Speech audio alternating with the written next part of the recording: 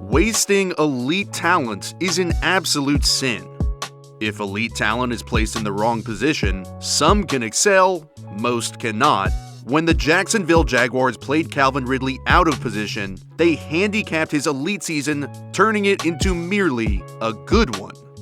Yes, he did put up 1,000 yards, 76 catches, and 8 touchdowns in his lone Jaguars season. But what if I told you he should have had 1,300 to 1,500 yards instead, but that high-end potential was wasted?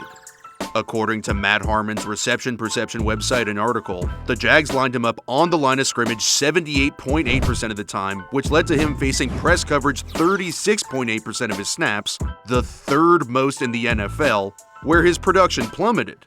And before we really dive in, let me quickly explain the terminology on the ball and press coverage so that we're all on the same page.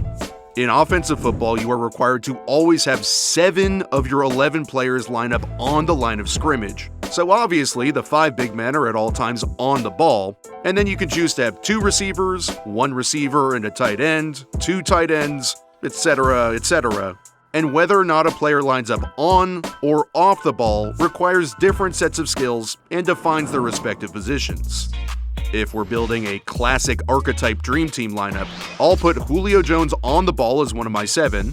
This is called the X receiver, who is always on the ball, so he's going to receive more press coverage, where a defender is going to bump him at the line and try and jam him back, so the X has to be bigger and stronger to fight off these press corners to still get open. We'll put Gronk as our Y tight end also on the ball. Here he can block, run routes, be physical, double and end with the right tackle and duo in the run game. Now that we have both our on-the-ball skill guys, we can position our second receiver, let's go Tyreek Hill, our Z receiver who is off the ball, so won't receive press coverage. And because he's off, he can be motioned around, and thus we're looking for speed and route running ability in space. This is also why Wes Welker was good, our F receiver, because he had Randy Moss at X. Welker never needed to line up on the ball, because he'd get absolutely destroyed, so he was able to dominate despite being the size of an Oompa Loompa. Calvin Ridley is a classic off-the-ball Z receiver, like Tyreek. He's just 6'1", 190 pounds. He is a speed route runner type receiver, not at all the 6'3", 220 pounds like a Julio Jones. Yet the Jaguars consistently used him as the X on the ball, limiting his elite ability. The Falcons understood the assignment. Julio would play X, Ridley Z, and he would never get pressed at the line because he was off the ball. You can motion the Z, you can line him up in stacks or bunches. There are a lot of ways to protect your speedier Z receiver from getting free releases off the line where he's not getting pressed that the Jaguars just didn't take advantage of. His whole game is based on quickly getting to an extremely high speed, then being able to run artistically beautiful routes while at that high speed.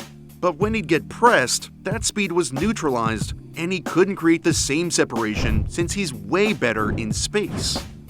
In 2020, playing as this off-the-ball Z, he exploded for 90 catches and 1,370 yards.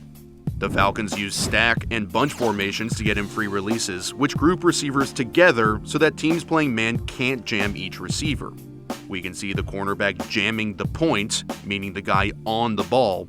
But if another corner tried to press Ridley, the Falcons could easily create a rub route and get him wide open. For the Jaguars, they just didn't have the personnel to allow Ridley to play his true position. They liked playing Zay Jones as the on-the-ball X receiver, but he was inconsistent and kept getting hurt this past season.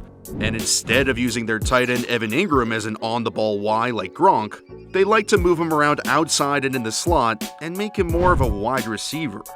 This forced Ridley to play on the line of scrimmage, where he got all this press coverage, and his numbers tanked. His catch rate when pressed versus not pressed was 15 percentage points worse, and his yards per target fell from 8.2 to 5.9. Bigger, prototypical X receivers use their hands and power at the line of scrimmage to punish press corners who are bumping them. But since Ridley's whole world is speed, speed, speed, he wants to get moving as quickly as possible because he can accelerate lightning quick while being able to run precise routes with head fakes, body positioning, leverage manipulation. So using his hands to win wasn't worth it, because it would throw off that speed and he wouldn't get targeted. Since he couldn't use his hands to win, and because he knows his game is speed, he was forced to just use speed, using speed releases, where instead of trying to move the press corner with a quick step inside or out to freeze him at the line, he just hoped to speed around the hands and hope the corner missed, which almost never worked. Hope is not a sustainable strategy in football. When he would speed release outside and get bumped in coverage, remember, he's not a big strong guy, just 190, so L'Jarius Sneed does get beat deep, but is able to reroute Ridley early in the down and shove him out of bounds, which creates this illegal touching penalty. When he did try to create space at the line with his feet, he has great footwork, but it's just not really his game, and he struggled to create separation.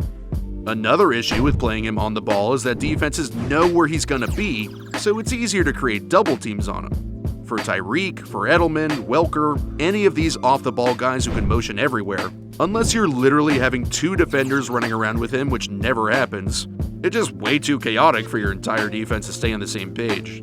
But with Ridley stuck on the line, unable to move, the Saints had different variations of double teams where they could get two guys on him and shut him down. What was frustrating studying and charting his film was that he and Lawrence actually had a really good connection. When Ridley wasn't getting pressed, Lawrence could time up when he was coming open, and Ridley easily created a lot of space. Here the Titans have their cornerback Christian Fulton playing off-zone coverage, so Ridley gets to go to work at what he does best. Fulton's playing a zone technique with his butt to the sideline, so he pushes into this natural blind spot, and look at the subtlety in the technique he uses. He shimmies his chest towards the sideline upfield right before he gets into that spot. This sells the vertical route just that much more to make sure Fulton buys it, and creates just enough space at the top of the route. It's not the best throw ever, but what's important here is how early Lawrence releases the ball.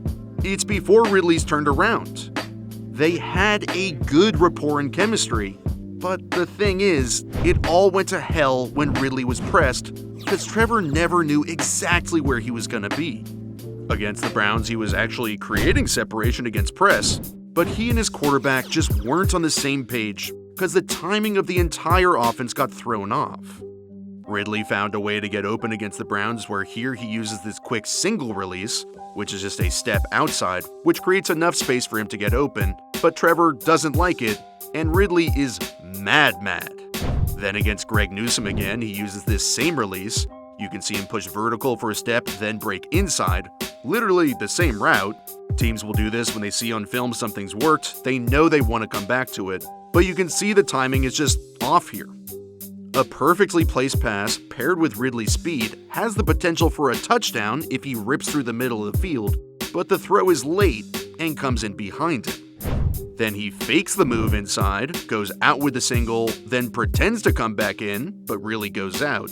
And against this coverage, with Newsome playing inside technique, this should be a gimme, but once again, quarterback and receiver are not on the same page. There were consistent examples of Ridley and Lawrence tearing up off coverage together, where Ridley created space. Lawrence released early enough that the cornerback didn't have a shot in hell. But then, here just literally one play later, he'd get press coverage on a similar route. Lawrence had no idea where he was going to be, and knew he wouldn't be open, and the whole thing continued to fall apart. Sure, you could watch this video and say, hey, dude dropped 1,000 yards and 8 touchdowns, Alex, R-E-L-A-X, but I think Ridley's missed opportunity was emblematic of the Jaguars' entire season. They were primed to take the next step after coming back in the playoffs against the Chargers, almost beating the Chiefs the next round. They have a young, maybe superstar quarterback, a talented defense, great pieces on offense, but now Ridley is gone, Lawrence is being questioned, Doug Peterson is on the hot seat. Everything changed because of the way they used Ridley, and honestly, if they were happy with what they got out of him, he'd still be on the team. The Jags went and replaced him with Gabe Davis, who is 6'2", 225 pounds. He's going to be their ex-receiver, albeit now they have a far less talented receiver. And Ridley is headed to the Titans, where DeAndre Hopkins plays X, so he can hopefully regain his 2020 form, even though he's now 29 years old, and is inheriting a much bigger question mark in Will Levis. The windows in the NFL are small, sometimes just a single season, and when a team makes a mistake, just as simple as mismanaging some X's and O's, momentum can be lost, destiny can be changed, and the Jacksonville Jaguars will continue spinning their wheels.